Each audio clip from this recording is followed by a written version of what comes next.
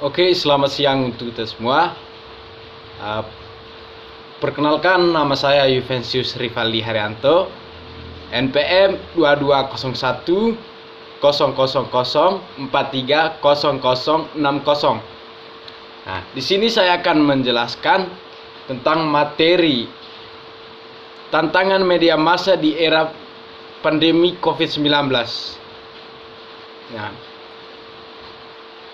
di sini saya akan memaparkan materi tugas UAS Sosiologi Komunikasi.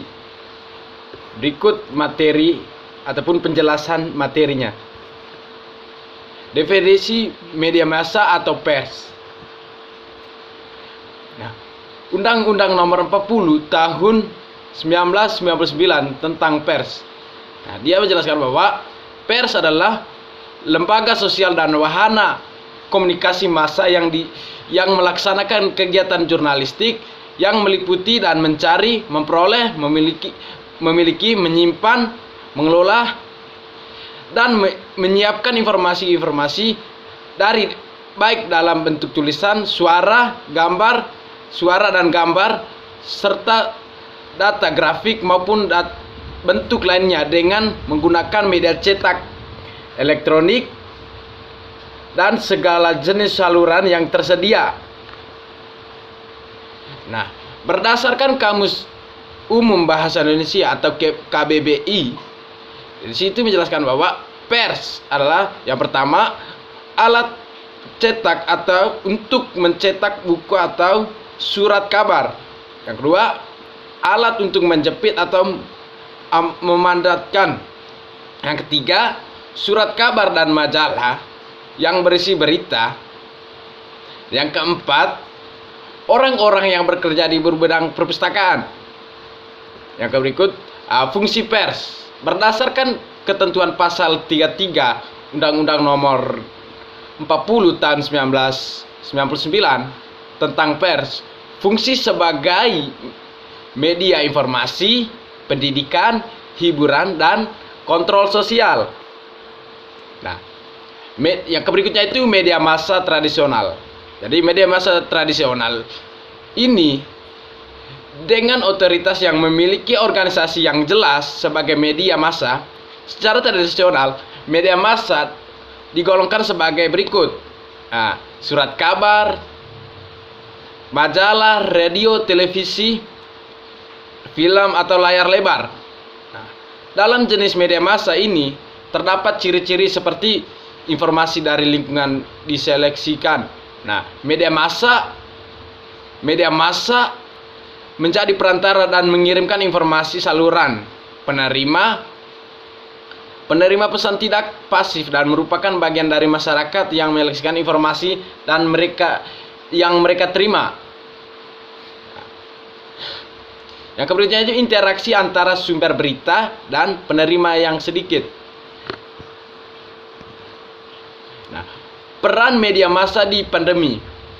Nah, yang pertama itu memberikan kabar terkini terkait berita COVID ataupun berita COVID-19 ini. Yang kedua, menganjurkan penerapan protokol kesehatan serta pencegahan COVID-19 dari peran dari media massa di masa pandemi ini ataupun masa pandemi COVID-19. Nah, yang ketiga itu menangkal berita-berita hoaks seperti memberitakan ataupun tidak percaya terhadap berita terkait dengan vaksin.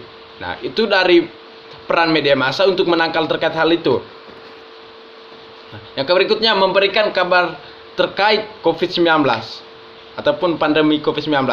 Nah, pentingnya bagi media massa untuk memberikan kebenaran terkait kondisi COVID-19 yang terjadi di alam Indonesia. Permasalahan ini yang muncul berupa simpang siurnya data penderitaan COVID-19 yang dikeluarkan. Nah, yang berikutnya itu penerapan protokol kesehatan. Nah, pentingnya media massa untuk memberikan contoh penerapan COVID-19, protokol kesehatan yang tepat serta apa yang diperlukan. Nah, contohnya itu memberikan contoh ataupun praktek dari media massa terhadap masyarakat biar tahu seperti apa nanti mempraktekkan ataupun penerapan protokol kesehatan oleh masyarakat. Nah, itu pentingnya penerapan protokol kesehatan ataupun contoh-contohnya dari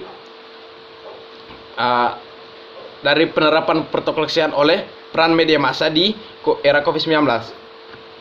Nah, yang berikutnya menangkal penyebaran hoax.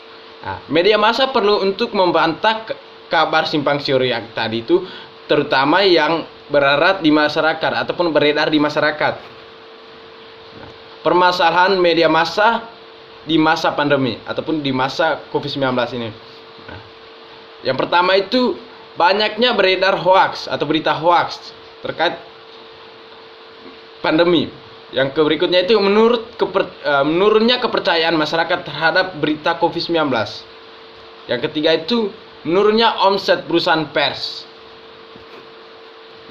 Nah, berita yang baik itu yang pertama aktual dan faktual, lengkap, imparsial, dan berikutnya itu menjawab pertanyaan dari masyarakat mengenai berita tersebut. Yang terakhir itu tidak menimbulkan masalah-masalah baru. Mungkin itu saja presentasi dari saya ataupun materi yang saya ringkas dari seminar tadi. Mohon maaf bila mana ada kata ataupun kesalahan ataupun tutur kata yang kurang berkenan dan kurang lengkap dari materi tersebut. Saya minta maaf. Sekian dan terima kasih.